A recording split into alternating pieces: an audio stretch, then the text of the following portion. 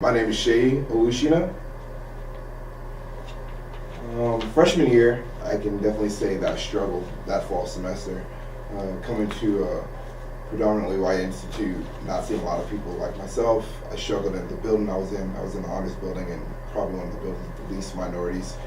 And I just didn't feel like I fit in. So grades struggled. I was just looking for my place and it just wasn't working. And then the next semester, spring, of my freshman year, I actually had two RAs reach out to me and just have a conversation, wanting to know who I was, what it was like growing up for me, where I'm from, and just all the small details of my life.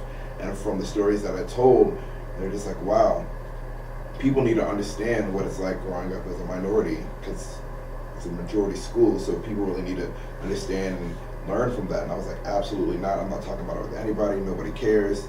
And then they kept pushing me, and before I knew it, I was planning my first seminar. We call them renegade seminars, and I planned my first one, talking about race and the differences that we all have and what we bring to the table, and how we can't ignore these issues, and how we need to work together.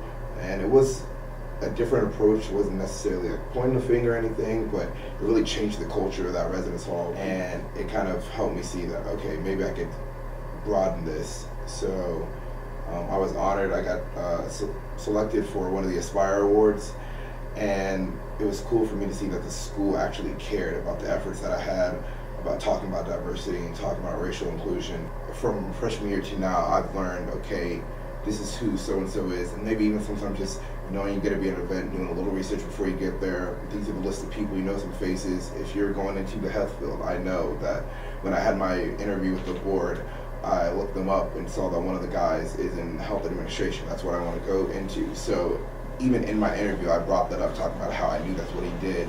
And then afterwards, he was even able to help me get some connections and told me to help me out applying for grad school.